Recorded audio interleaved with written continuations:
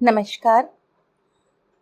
हिंदी लेखक परिवार के यूट्यूब मंच पर मैं विनीता जैन प्रस्तुत हूँ एक बहुत ही खूबसूरत कहानी लेकर। इस कहानी की लेखिका हैं बरखा शुक्ला जी। कहानी का शीर्षक है वो लड़की। अगर आपको ये कहानी पसंद आती है तो लाइक और शेयर कीजिए और कमेंट ज़रूर कीजिए। वो लड़की।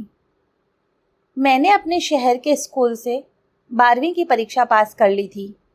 मेरे पापा और बाबा की इच्छा थी कि मैं लॉ करूं। मेरे पापा के शहर से लगी हुई खेती थी। हमारे पास अच्छी खासी ज़मीन है। मेरे पापा एक संपन्न किसान हैं। हाँ, तो मैं पापा और बाबा की इच्छा का मान रखते हुए मैंने इंदौर के कॉलेज में एडमिशन ले लिया। पढ़ाई में मैं ठीक ही हूँ, इसलिए सब सेमेस्टर पास होता चला गया। अब मैं फाइनल ईयर में आ गया था। 2 सेमेस्टर बचे थे।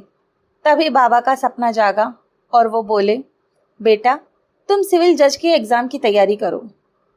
मैंने कहा, नहीं बाबा, मैं प्रैक्टिस करूँगा, ये एग्ज़ाम मेरे बस का नहीं। अरे, तुम तो पहले से ही हार मान बैठे। फिर पापा से बोले, मोहन इसको अच्छी सी कोचिंग में एडमिशन दिलाओ, ये एग्ज़ाम की तैयारी करेगा। पापा बाबा की कोई बात नहीं टालते थे। उन्होंने कहा, रवि तुम तैयारी तो करो, बाबा का मन रह जाएगा। अब मैं फिर बाबा का मन रखने के लिए तैयारी करने लगा। पर अब समस्या आई रहने की। अभी तक तो मैं कॉलेज के हॉस्टल में रहता था, लेकिन वहाँ आने जाने के टाइम फिक्स थे। कोचिंग के टाइम एडजस्ट करने में दिक्कत होती। हमारे कुछ मित्र बंगलों के पीछे बने कमरों में रहा करते थे। उनमें से एक मित्र ने एक कमरे का पता दिया। बंगले के अंकल बड़े तेज थे, लेकिन सब बात तय करके मुझे रहने को कमरा मिल गया।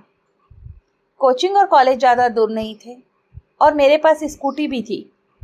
इंदौर में खाने की कोई दिक्कत ना थी। मैंने एक जगह से टिफ़िन लगा लिया था। जैसा मैंने पहले बताया, मैं पढ़ने में औसत ही हूँ, पर तैयारी करने लगा सिविल जज एग्ज़ाम की। हमारे मकान मालिक तो तेज थे ही, उनकी पत्नी भी कम ना थी। उनके घर में उनकी एक बेटी दिखती थी और व्हील चेयर पर बैठी एक बुज़ुर्ग महिला जो अंकल की माताजी थी, जो अक्सर बाहर बैठी रहती थी। मकान मालकिन अपनी मेड से मेरा कमरा भी साफ करवा देती थी। एक दिन उनके घर में बड़ी गहमा गहमी थी। शायद कोई छोटा मोटा फंक्शन था। रात के 10 बजे गाड़ियों की आवाज़ों से ऐसा लगा जो लोग आए थे चले गए। करीब आधे घंटे बाद मेरे कमरे के दरवाजे पे ठक ठक हुई। पहले मुझे लगा मेरा वहम है, क्योंकि मेरे कमरे में इतनी देर से कोई आता नहीं। फिर दूसरी बार आवाज़ आने पर मैंने पूछा, कौन है? हम हैं भैया जी, आवाज़ आई। अब मैंने दरवाज़ा खोला, देखा एक सुंदर सी पर साधारण से कपड़ों में लड़की हाथ में प्लेट लिए खड़ी है। भैया जी, मैडम ने आपके लिए भेजा है, अंदर रख दूं? हाँ कहकर मैं दरवाजे से हट गया। वो क्या है ना, आज दीदी की शादी पक्की हुई, तो मैडम जी ने आपके लिए खाना भेजा है, वो लड़की बोली। पर मैं तो खा चुका, मैंने बोला। अरे भले ही कुछ ना खाना, पर ये खीर ज़रूर खा लेना, लड़की बोली। मुझे आश्चर्य हो रहा था, क्योंकि उन्होंने आज तक मेरे लिए कुछ नहीं भेजा था। फिर मैंने पूछ ही लिया, मैंने आपको कभी देखा नहीं। वो भैया जी साहब की माता जी है ना, उनके पैरों में दिक्कत है, तो रात की शिफ्ट में मैं उनका ध्यान रखती हूँ, वो बोली। फिर रुक कर बोली, आप कानून की पढ़ाई कर रहे हैं ना, माता जी ने मुझे बताया। हाँ, मैं बोला। भैया जी, उन्होंने आपके पास एक संदेशा पहुँचाया है। क्या? मैंने पूछा। आपको उनकी बेटी को न्याय दिलाना है, लड़की बोली। कैसे? पता नहीं क्यों मुझे अजीब सा डर लग रहा था और मेरे मुंह से आवाज़ भी बड़ी मुश्किल से निकल रही थी। वो माताजी की बेटी, अंकल की बहन, माताजी की बड़ी लाडली थी।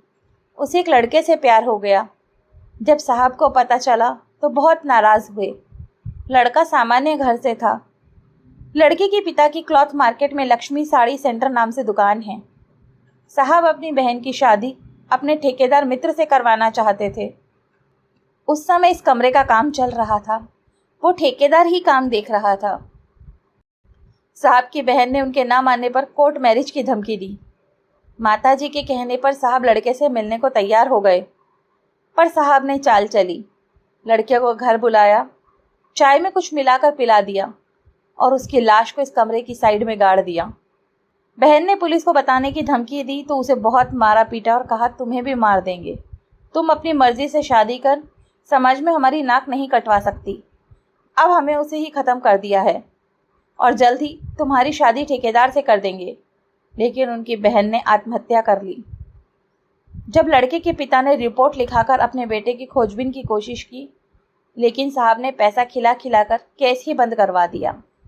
भैया जी, आज माताजी बहुत दुखी हैं क्योंकि साहब अपनी बिटिया की शादी उसकी पसंद के लड़के से खुशी खुशी कर रहे हैं। उन्होंने मुझसे आपसे विनती करने को कहा है कि आप जज बनकर उनकी बिटिया को न्याय दिलाएं। अब तो मेरी धिग्गी बन गई थी। भैया जी, अब मैं चलती हूँ, ये खीर ज़रूर पी लेना। अब खीर का बाउल मेरे हाथ में था। उसके स्वर में ऐसा आग्रह था कि मैं पूरी खीर पी गया। उसके जाने के बाद मैं बेसुध सो गया। सुबह जागा तो कल के बर्तन गायब थे। मुझे कल की सारी बात याद थी, सपना तो नहीं था वो। पता नहीं कितनी सच्चाई थी इस बात पे। जिस मित्र ने कमरा दिलवाया उससे भी मैंने ऐसे ही सतही तौर पर जानने की कोशिश की, पर वो भी अंकल को ज़्यादा दिन से नहीं जानता था। आश्चर्य की बात, इस साल मुझे सबसे ज़्यादा नंबर मिले।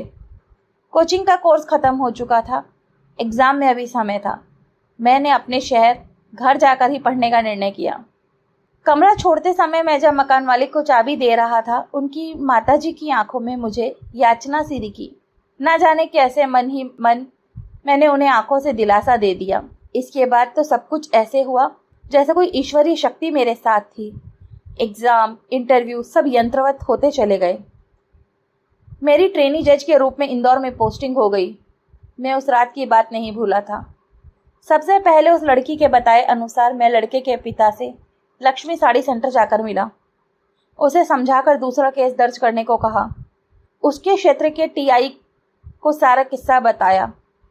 इत्तेफाक से वो मेरा क्लासमेट निकला। फिर उस जगह की खुदाई के आदेश के कागज़ लेकर मैं उनके घर पहुंचा। पहली बार मैं उनके ड्राइंग रूम में आया था, तभी दीवार पर एक लड़की की फ़ोटो पर मेरी नज़र गई। ये तो उस रात वाली लड़की की फ़ोटो है।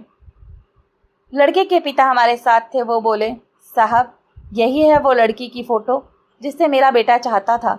इसने आत्महत्या कर ली थी। अब मुझे समझ में आया, उस रात ये खुद ही अपने साथ हुए अन्याय की गुहार लेकर आई थी। फिर भी ये सब सोच सोचकर मेरे तो होश ही उड़ रहे थे। एक गिलास पानी पीकर मैंने अपने आप को संयत किया।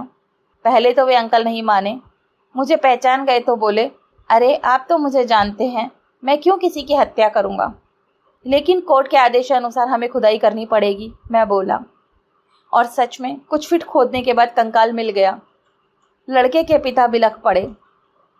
इसके बाद डीएनए टेस्ट में भी वो उनका बेटा साबित हुआ।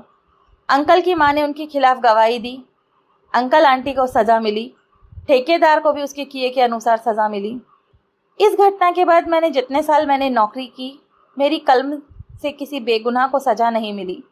मैंने खूब तरक्की की। मैं मानता हूँ किसी अदृश्य शक्ति ने किसी केस पर अटकने पर सही निर्णय लेने में मेरी मदद की। धन्यवाद।